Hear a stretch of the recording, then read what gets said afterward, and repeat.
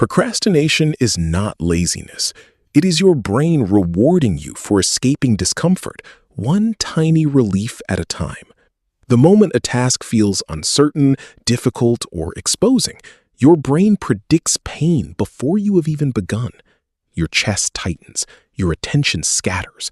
Suddenly, checking one message feels strangely urgent, reasonable, and harmless.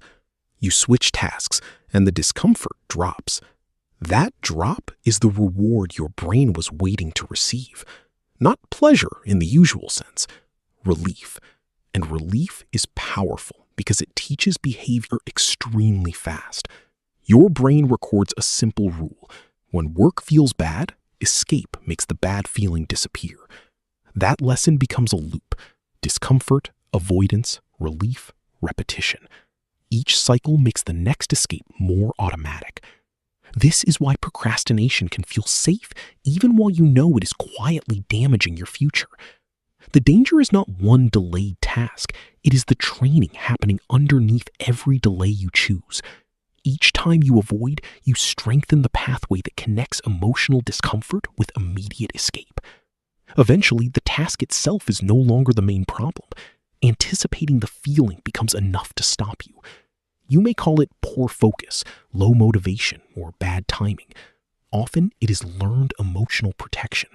Your brain is trying to reduce discomfort now, even if that decision creates far greater discomfort later. That trade feels irrational only when viewed across days. In the moment, immediate relief usually wins. Dopamine helps reinforce whatever action successfully changes your state. Escaping a task can therefore become surprisingly rewarding. The phone, snack, video, or unnecessary research is not the true reward. The emotional exit is. And because the exit works instantly, your brain prefers it over progress, whose reward may arrive much later. This creates a cruel pattern. Avoidance brings relief now, then guilt, pressure, and fear return with interest. More pressure makes the task feel more threatening. A more threatening task creates an even stronger desire to escape. Soon, you are not managing a schedule. You are managing the emotional consequences of yesterday's avoidance. The solution is not to shame yourself harder. Shame adds threat, and threat gives avoidance more fuel.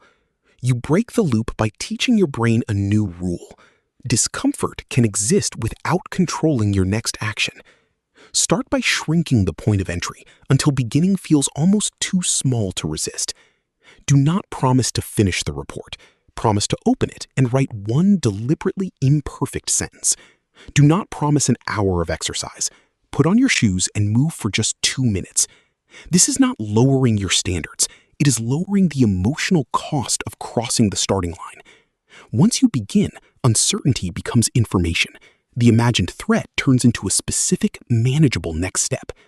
Your brain also receives a different reward, evidence that action, not escape, can reduce tension. That evidence matters more than a motivational speech because it updates the prediction driving your behavior. Use a 10-minute discomfort window.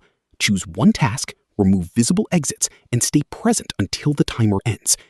Success is not finishing. Success is remaining with the feeling without obeying the urge to flee. If you wander, return without drama. Every calm return is another repetition of the pathway you want. Name the sensation precisely: uncertainty, boredom, fear of judgment, or confusion. A named feeling becomes less mysterious. Then ask, what is the smallest physical action that would make this task more real? Move the document into view. Place the book open. Write the first number. Make progress physically unavoidable. Next, delay the escape instead of banning it. Tell yourself you can check later after one honest work interval. A delayed reward stops feeling like deprivation. It becomes a choice, which reduces the rebellion inside your mind. Keep the interval short enough to trust. 10 focused minutes repeated daily beats 1 heroic hour repeated never. Track starts, not finishes. A simple mark for beginning trains consistency without making results your only source of pride. Your environment should support this lesson. Put tempting exits farther away and the next useful action closer. Leave the phone outside reach. Prepare the page the night before. Let good behavior require fewer negotiations. When resistance appears, do not debate it. Notice it, breathe once, and perform the prepared first motion. Over time, the sequence changes. Discomfort, action, evidence, relief. Now, progress becomes the path towards safety. This does not mean work always feels easy.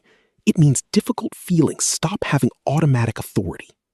You become someone who can carry uncertainty for 10 minutes without surrendering the entire day to it. That capacity compounds. Small starts become completed sessions.